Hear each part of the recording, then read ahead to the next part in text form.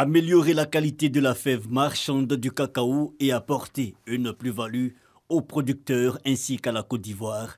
C'est à cela que réfléchissent les scientifiques, le Conseil du café cacao, les structures de recherche et de formation agricole au cours d'échanges sur l'innovation. Une initiative du Fonds pour la science, la technologie et l'innovation FONSTI. Au niveau de nos partenaires occidentaux, notamment européens, il y a de plus en plus donc, des préoccupations en termes d'impact de la cacaoculture sur l'environnement dans notre pays.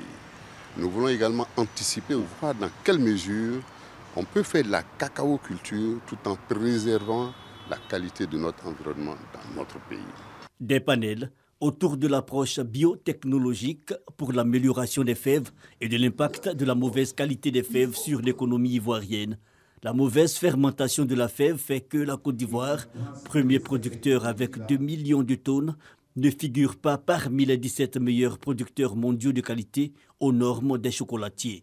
La maîtrise de la fermentation nous permet d'éviter les énormes pertes dues à la décote des fèves. Nous allons dans un sens où nous voulons vraiment simplifier les choses de telle sorte que les parents paysans puissent utiliser les starters dans un conditionnement adéquat et simple. Quand vous faites une récolte, vous devez aller à la fermentation, vous devez obtenir une qualité équivalente qui répond au cahier de charges du chocolatier.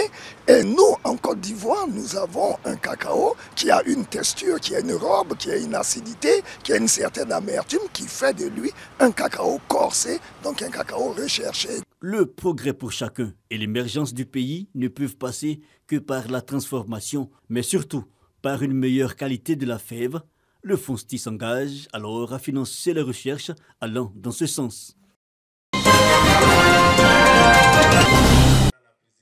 La population de Songon, reconnaissante au président de la République Alassane Ouattara pour ses nombreuses actions de développement de la Côte d'Ivoire et pour la nomination de 3 de leurs cadres, notamment le ministre-gouverneur Robert Begré-Mambé, nommé premier vice-président du directoire du RHTP, Rassemblement des oufetistes pour la démocratie et la paix, et Aloboué Osé et Nangui Dampierre, respectivement secrétaire national chargé des cultes chrétiens et membre du conseil politique.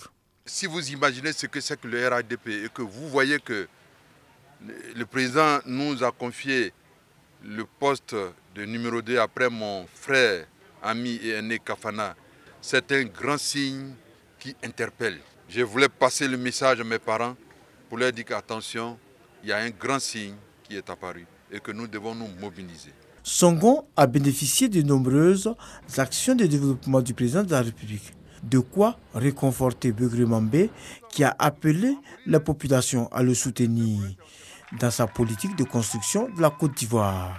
Je demande aux Ivoiriens d'ouvrir les yeux pour voir. La Côte d'Ivoire a changé. La Côte d'Ivoire changera.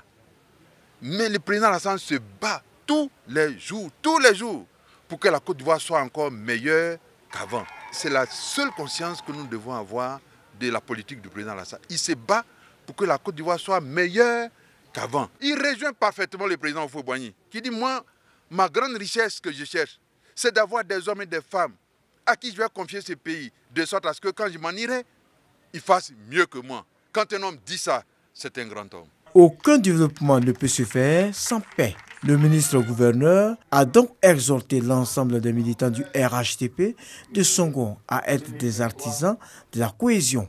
Les partis politiques ne sont pas faits pour s'entre-déchirer. On ne fait pas la politique pour insulter. On ne fait pas la politique pour ridiculiser.